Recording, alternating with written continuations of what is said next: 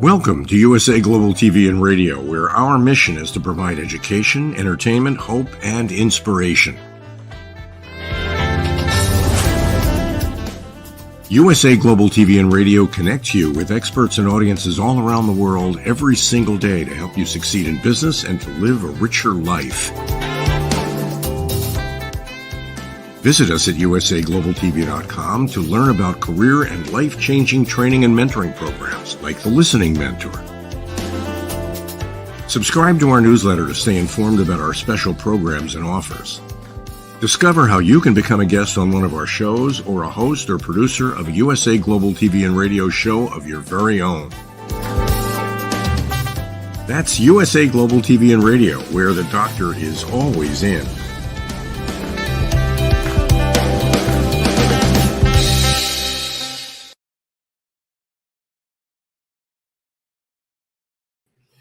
Howdy, all y'all. This is Red O'Loughlin. We're on the Talking Heads. No, we're on the Wise Ones. I just got finished doing the show, The Talking Heads. We're on the Wise Ones today, this time on the USA Global TV and Radio Network. Welcome back to our weekly show where we have a chance to chat, have a really good time with some interesting people. Today, Kim Lengling will be joining us, and she's been on the show before, but not on the Wise Ones. And so I'm going to introduce Kim at this moment, and please join us. Hi, Kim. Hi, how are you, Red? Exceptionally well. And before we get started, I have to say one thing. You have a great smile. Oh, thank you. Thank you. Kim is an author. She's has her own podcast. She's very active on social media. She's done a number of things, and I'm just going to start out with Kim. Tell us a little bit about your background before you got to the show today. I mean, there's a lot in your background before you started becoming an author, before you started getting involved with broadcast and everything. So, what's the early story about Kim? Early story. Well, I'm a veteran. I was in the Air Force. Went in right out of high school, and when I came home, struggled a bit for a while. And I do live with PTSD, and that kind of framed how I viewed the world.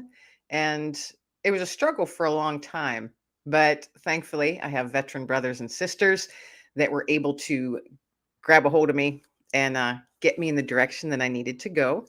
And then I was approached by someone years later if I would like to share my story in a book. And I was like, I'm not an author, and no, I don't want to share my story in a book. But they convinced me and explained to me why it should be shared. And I eventually did do that. And that was the first time I had ever written and was published as a co-author in a book. And that kind of spearheaded it into other things and doing public speaking and writing more. And I found that I kind of had a knack for writing and bringing a lot of emotion into it, like using all of my five senses and bringing emotion into it, where the readers, I regularly get comments of, you had me laughing out loud, or you brought me to tears. And that's kind of how my writing journey started. And then it all just kind of rolled into, other things as other doors opened down that long hallway that we all walk through life. How long have you been out of the military? A long time. It was a long, long time ago. It's been 1999. It's been over 30 years. Okay. So I'm aging myself. Yeah. 1999 is when I retired from the Navy with 31 plus years. So yes, I don't have probably some of the same stories you do. But I may have been in some of the same places you were in, so regardless. But anyway, so you wrote this book, and it became a springboard basically to future books. Is that right? Yeah, I was the co-author in an anthology, and so that gave me a little bit of taste of it. And I thought, I kind of like this. I kind of like this, and I think I do have some stuff to say, And so it was years later, though, because I was, married, a mom with my daughter still living at home, a dog, taking care of stuff. I worked full time. So any writing or anything that I did was in the evenings or in my spare time. And when my daughter was off on her own, when she went off to college, all of a sudden I was like, oh my goodness, it seems like I have all this free time and I'm not sure what to do with myself. And who is Kim? And, many parents out there can probably resonate with that feeling. When you get that empty nest, all of a sudden you're going, what am I supposed to do with myself? So I decided to delve a little farther into deep, writing and attending writers conferences and things like that. And I did that for years. For years. And then the pandemic came. And I always say, the world changed. You have to say it with drama. And I decided to do my own thing. So now I'm writing full time, and I've started a podcast 3 years ago, and I'm doing that. So I found out who Kim was again. Let's put it that way.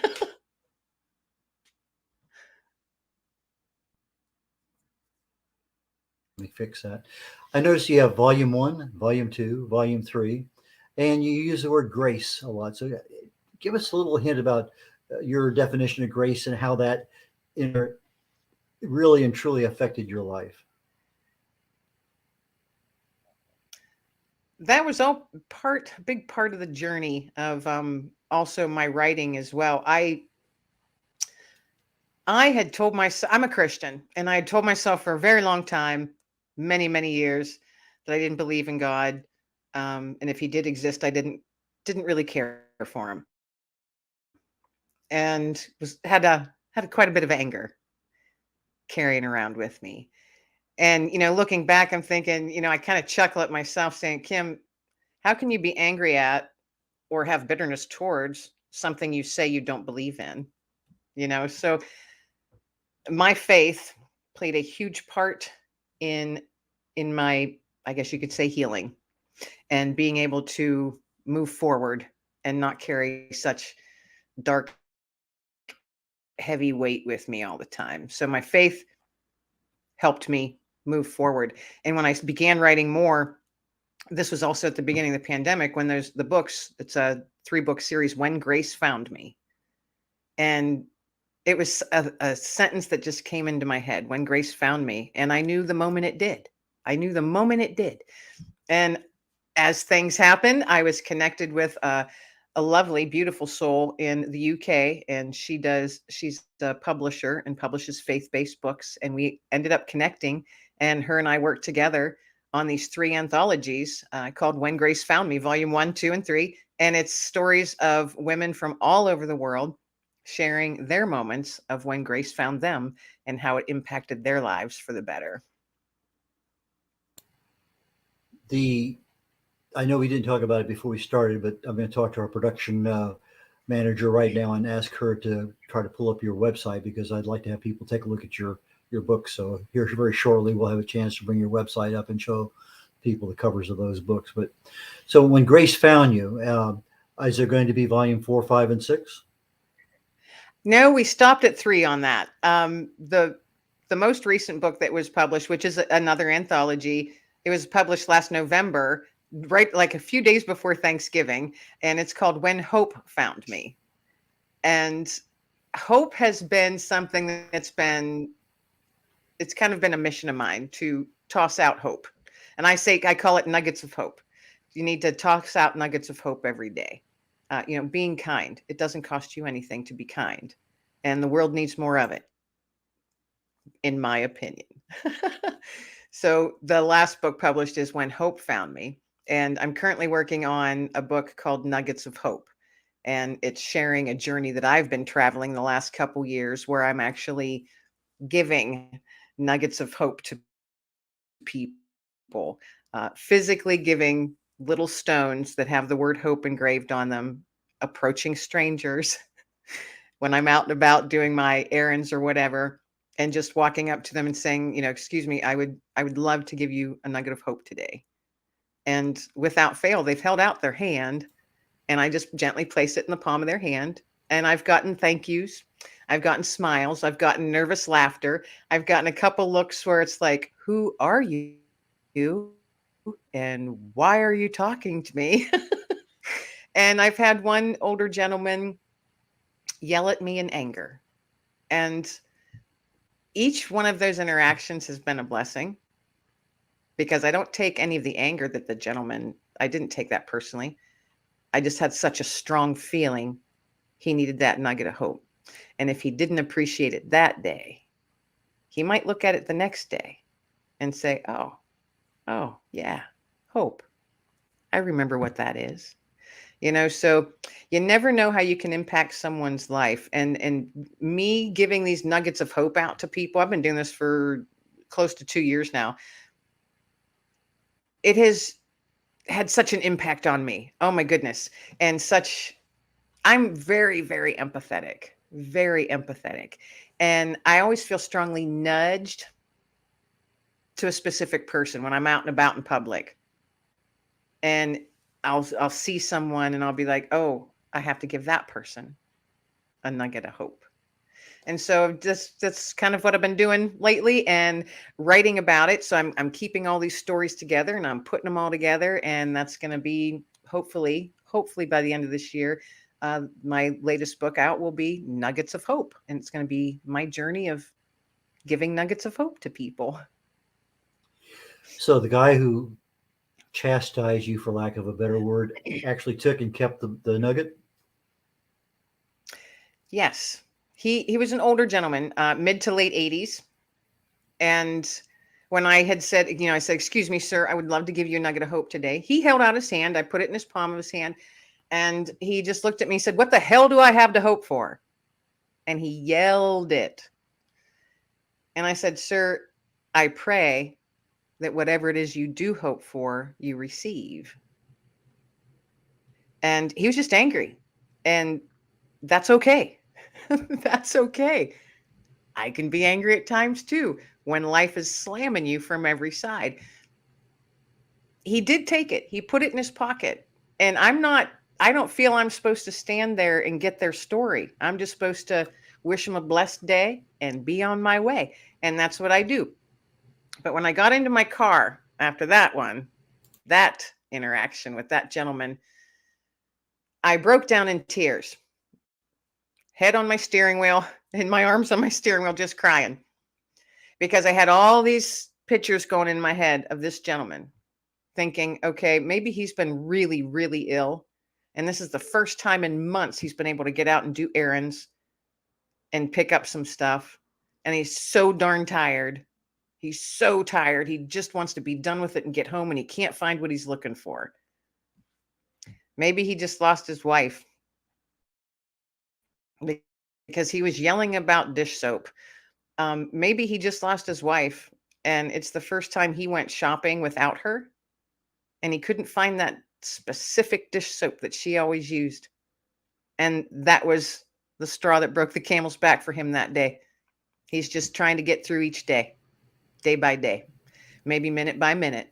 And I caught him in an off minute and that's okay because he took that.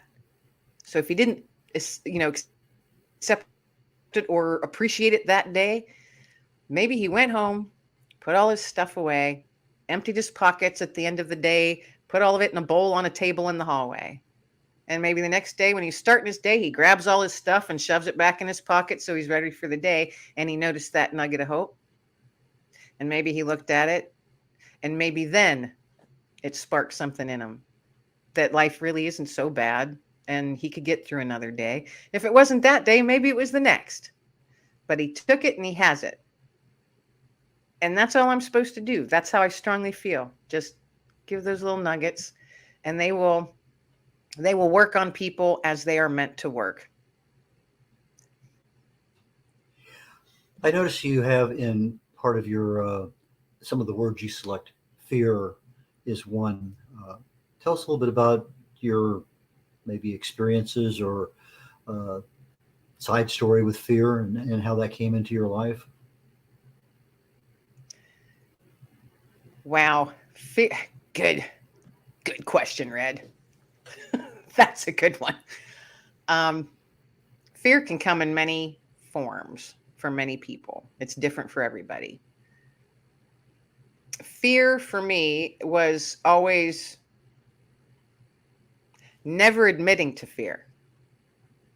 Never admitting to fear. I never did. Never admitted to fear. Until you're put in a position where you're just filled with fear. And mine was while I was in the military, through an experience that I went through. And that stuck with me, but it also brought with it lack of self-worth. It also brought with it a bit of bitterness and a lot of anger, anxiety, depression, panic attacks. It brought a lot. And fear as the umbrella, I think all that goes underneath that. That's just for me. That's my own perception, my own way of viewing it. And it's a tough one to carry. And so my journey has been to beat back fear, because the way I look at it is fear's just it's just a part of the devil. That's how I look at it. And I call him the D-man. I don't even want to give him a formal name, I call him the D-man. I'm like, well, not today. You're not hanging out with me today, because you hung out with me for years. And I felt horrible for years. Worthless. What was I doing here? What was the point? What was the point of being here? And when you reach that level of questioning your existence and why you're even here, that brought me fear too. That brought a little bit of fear, because I was like, Kim, what are you doing? What are you thinking? What are you thinking?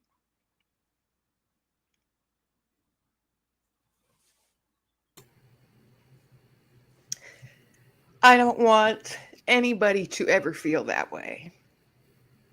And I was able to crawl out of it with help. Thank the Lord. And I think that's a big part of why I'm on this hope thing. And it came as it was supposed to come. I don't think I was supposed to be tossing out nuggets of hope years ago. I think I was supposed to do it now, the last couple years, because I know what it's like to be in that spot, that dark spot. And there's so many there right now. So many. And that's not where we're meant to be. We're not meant to live in fear and darkness and depression. We're not meant to live that way. So if I can take my dorky, wonky self, approach strangers, and people can look at me and think I'm weird or crazy, you know what? That's okay. Because I'm going to keep on doing it. Does that answer your question? Yes. How did your experience, how did things change through the pandemic Oh, for you? golly. That was a good one. That was a good one, Red. Pandemic opened a lot of doors. And I know that it was awful for many, many people.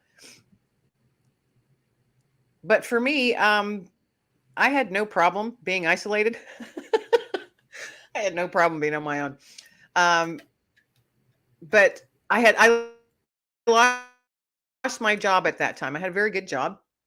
I was in sales and marketing for over 25 years. That was my thing. And I lost my job like many, many, many others did at the beginning of that, when the world changed. And when I lost my job, I had a little anger there. And I told myself, Kim, you know what? Be angry for 24 hours. Done. 24 hours, done. So I was quite angry. And I was really good at it. I nailed it for 24 hours. And then I, woke up the next day and said, all right, time to pull up your big girl panties, Kim. What are you good at? What are you passionate about? And what do you want to do? So I figured that out, and I was like, well, I want to write more. I like public speaking. I've been doing that for years. I want to write more. And hey, there's something about this podcasting thing. Maybe I'll look into that.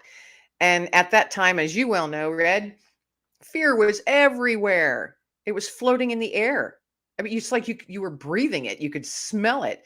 You couldn't turn on the radio, the television, anything, get on your phone without something being thrown at you to cause fear. And to me, I was like, no, not today and not tomorrow. So I was like, armor up, Kim, armor up. And when all those little poison darts of fear come flying at you, they're going to ping off you. So you're going to let fear bounce, let it bounce. And that's kind of been my mantra for the last several years since that whole thing began. Let fear bounce. Just, for me, I'm letting fear bounce because I cannot let that rule my life. I did that before. It won't happen again. And that's actually why the name of my podcast is Let Fear Bounce. That's why I named my podcast Let Fear Bounce. Because at that time, fear was everywhere and no way was I going to let it land on me. Yeah. Sometimes we have to say it out loud just to let something go. My wife and I, she had breast cancer. She recovered from it. We went over to Spain, walked 500 miles in 30 days on the Camino de Santiago. And I told her at the very beginning, this is my Let It Go tour. And that first day was probably one of the most disruptive I've ever had in my life. And I can't tell you how many hundreds of times I just kept saying to myself, let it go, let it go, let it go, just let it go. And sometimes, Red, let it go. You have to know that there's something bothering you, and you have to literally shout it sometimes to separate your brain from what's around you. And I'm hearing that same thing come from you, is the fact that fear, when you know it's coming, you can be proactive. But if you're not aware of it and it hits you and hits you and hits you and it hits you, pretty soon, it doesn't take long before, anxiety, depression, other things can, open the back door. And before you know it, you're having some issues. Not you personally, but people in general can, because they are not aware of things. Right. So you. Right. It feels like it sneaks up on you, but really it wasn't sneaking. It was just crawling in over a long period of time, Incrementally. Yeah. So you changed a little bit. You wrote more. You started looking at a podcast, and that's kind of where you're at today. So tell the world about what do you offer with regard to your podcasts and your books and your speaking. Who is the Kim of today?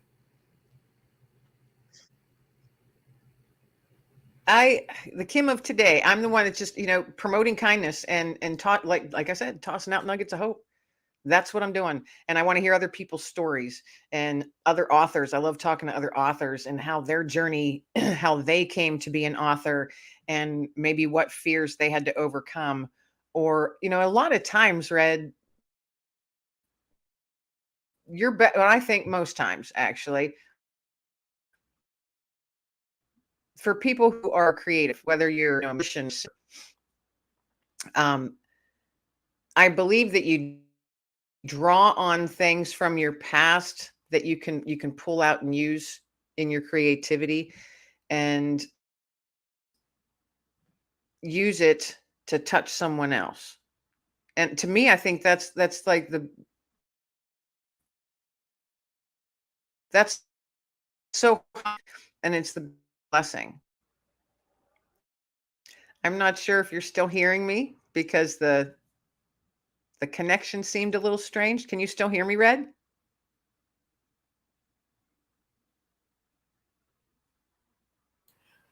I still heard you can't through hear that. you. It was testing 1, 2, 3, 4. Okay. I heard you. What you were saying. I can hear you. I can hear you now. There was some little breakups in between, so I don't know if it was bandwidth or whatever it may happen to be. But yes, I heard what you were saying. But sometimes the image froze a little bit and the voice continued, and sometimes the video was going and you could tell it wasn't synced. Regardless, but I did hear through that whole thing. Yes, thank you. Right.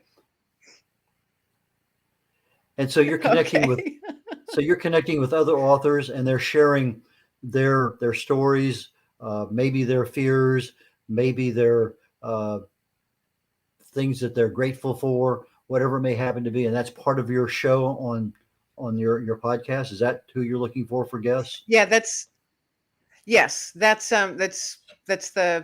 just, it's a casual chat. just between two folks. I'm always saying, bring your cup of coffee and let's just sit back, relax, and chat.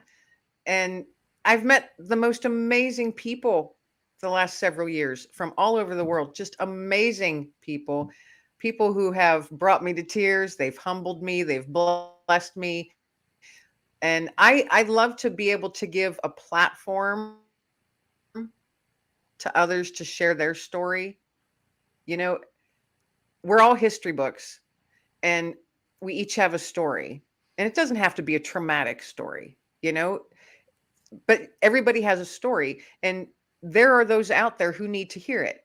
Now, your story is probably, it's not for everyone, just like my story is not for everybody.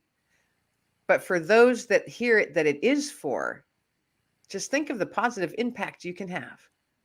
Mm-hmm. So for my podcast, that's I love doing it. I absolutely love doing it because I'm able to share some stuff or things that I'm going through now, and my guests share some stuff, and you never know where it's landing. You never know where it's landing, and I think that's also part of the beauty of it.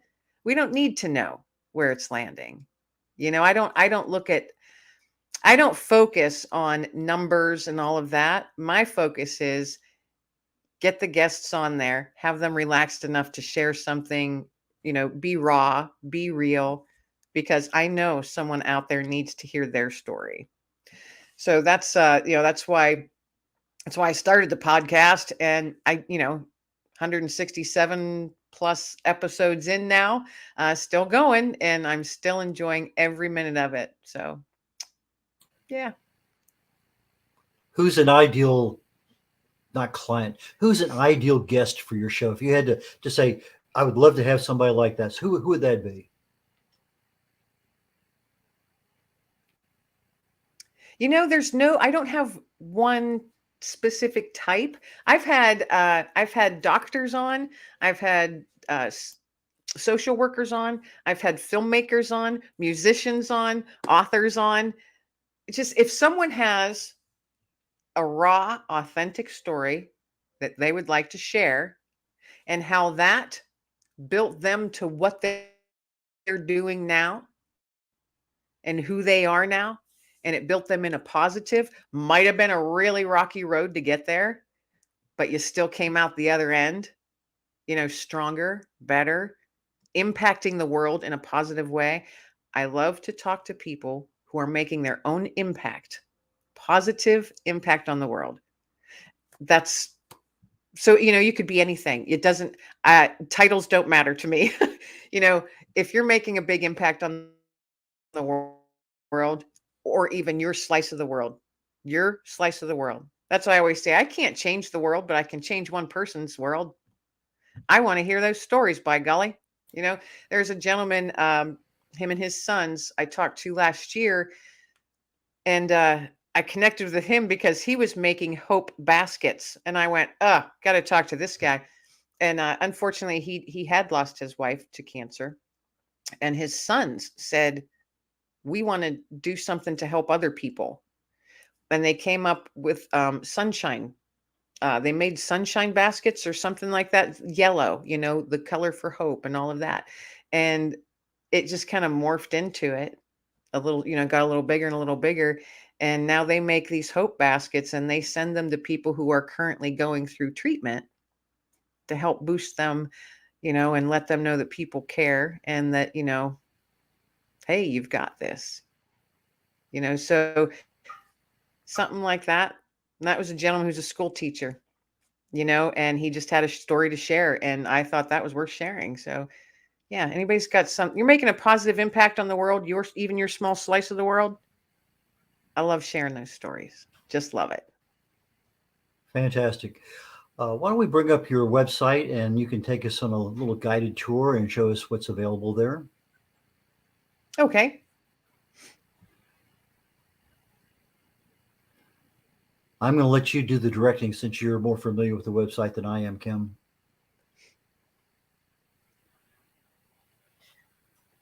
Okay, that's me. Just me saying hi, welcome to my website. Then we scroll down. And that's where you can find, that's the most recent episode of my podcast. So those are always there. I have new episodes every Wednesday, and each Wednesday they go up on all of the podcast platforms, but it also automatically goes onto my website. So that's the most recent right there. And you can find all of the episodes. Once you click on one, you can, it takes you to Spotify, and you can listen to whatever ones you want to.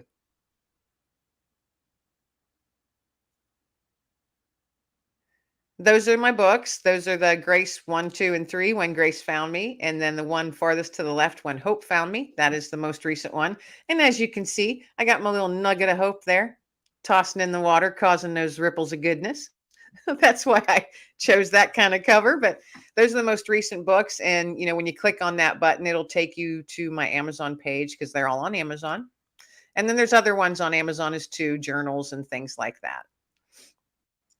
Those are a few other books that I was a co-author in. That one in the middle, Inspire, that was the very first book that started it all. That's when a colleague that I knew, asked me if I would like to participate as a co-author, and that's the book that was the very first time I was ever published. That was 2014. Those are just other fun things. I like doing journals and things like that. So that's just what those are, just basic journals. And I was diagnosed with a rare form of diabetes. So I decided to make a few diabetes journals too, for people that might have, a wonky kind of diabetes like I do.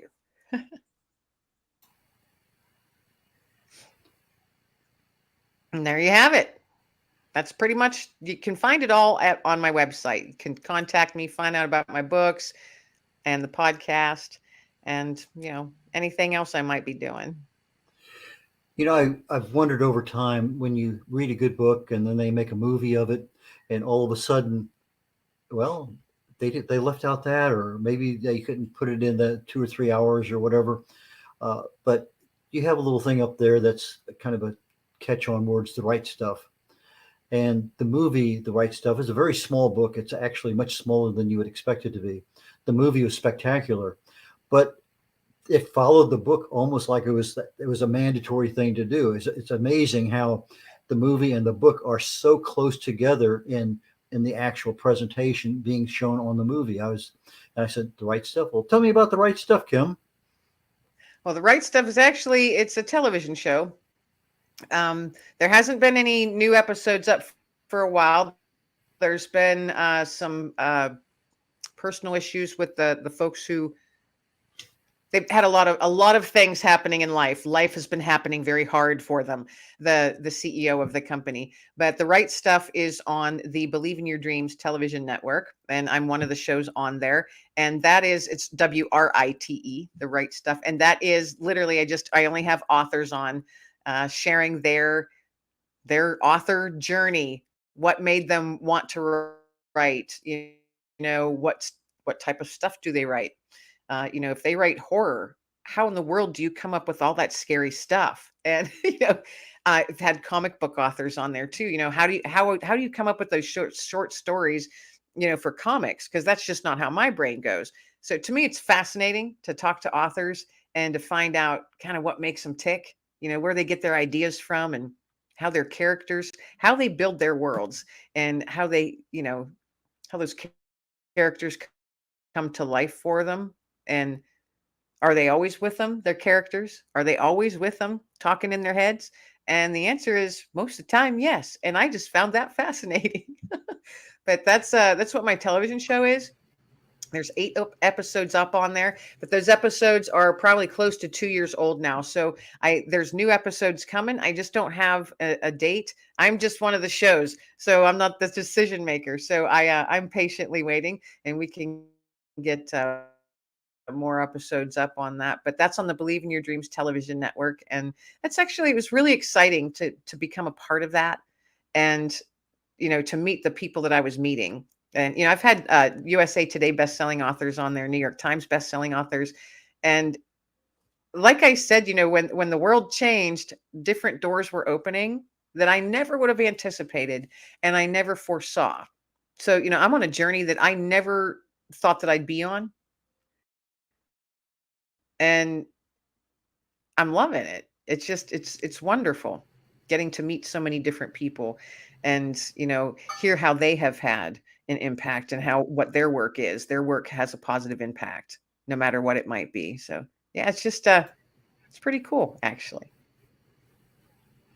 Most authors, most writers that I know love to read. Can I assume that's the same for you? And if so, what do you love to read?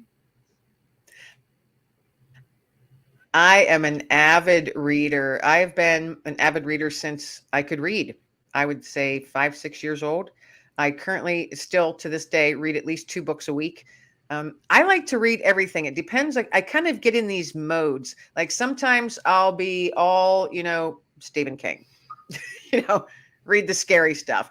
And then I'm like, okay, I'm done with that. Then I'll want to read historical fiction. So I'll be in a mode for that. Then sometimes I just want some fluff, some chick flicks or chick lit, read some of that stuff for a while. So I like reading everything.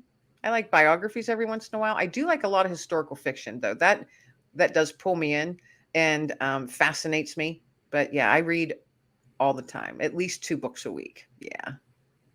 You mentioned speaking. What are some of the topics that you speak about? It's typically about, well, a lot of it for years was just living with PTSD.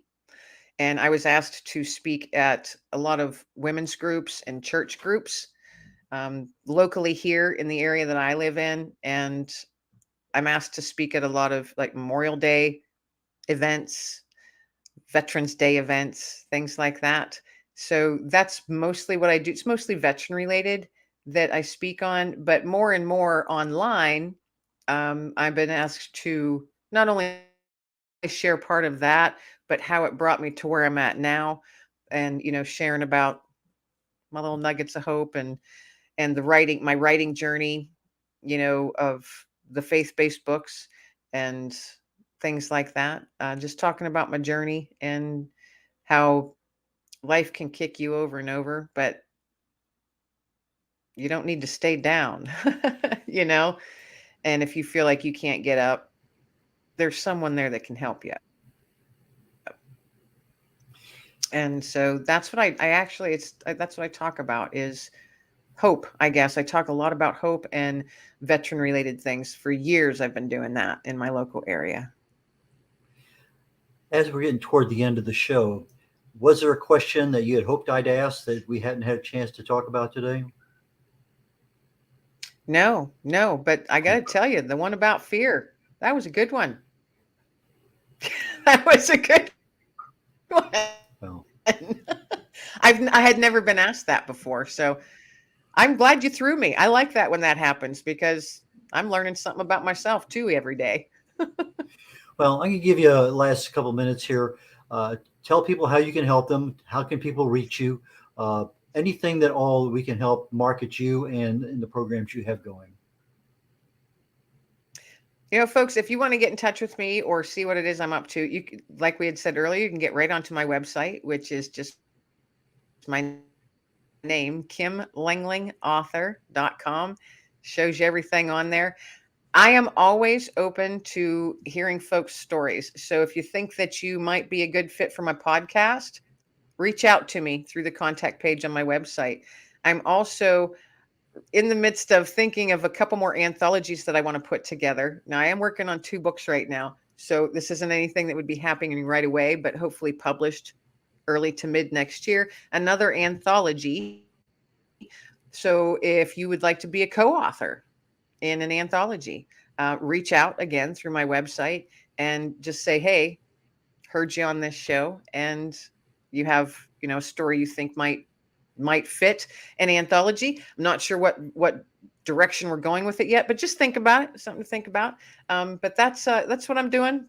That's what I do. My podcast and the anthologies. I really do enjoy bringing people together and being able to put all those together and then get other people's stories out into the world that way. And a lot of times it's folks who've never been published before. So that's always fun too, to give people that opportunity. So that's pretty much it. I'm pretty simple. Okay, for our audio audience that can't see the crawler, it's Kim, Kim, Lengling, Lengling, author, author.com. So Kim Lengling, author.com. And Kim, I really and truly appreciate it today. I didn't mean to bring tears to your eyes with a question, um, but again, you said that you love challenges, and I didn't realize that was a challenge. I just thought because your podcast was named that there must have been some reason why. But I'm glad that you were able to share your emotional feelings, and that is a big thing sometimes, to share that kind of emotion. Yeah, you got to keep it real, Red. You got to keep it real. I'm telling you. So, anyway, I'll catch you later on, and I'm going to go ahead and close out the show, and take care. And I look forward to joining you on one of your shows here very shortly. Awesome. Thanks so much for the opportunity. Be well. Take care, Kim. This is Red O'Loughlin getting ready to sign off on The Wise Ones on USA Global TV and Radio Network every Thursday at 2 o'clock Eastern, 1 o'clock Central. We're having a special show today immediately following this one. We had to revamp the schedule. My normal show for the Talking Heads usually occurs in about 10 or 15 minutes. We had that show just before this one today so that we could accommodate schedules. There's going to be another, first time ever, that we've had a double show back-to-back on The Wise Ones. And so I have to, actually, I don't have to. Normally I'd have to put on my running shoes and go over to the other studio and get ready for Talking Heads, but I've already done that. So all I'm going to do is take a glass of water, cool down for a minute or two, and get ready to start the next show. So thanks, Kim, for joining us today. And very shortly, we're going to have another episode of The Wise Ones on USA TV and Global US Global TV and Radio Network. Again, Red O'Loughlin. Catch you all next week. Take care. Bye, y'all.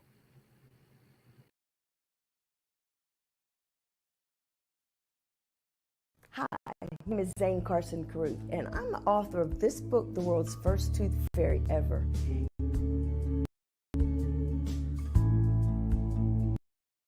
Reading is magic. Studies have shown that reading to your children lays the foundation for greater outcomes. And at Amazon, Barnes & Noble, and Walmart.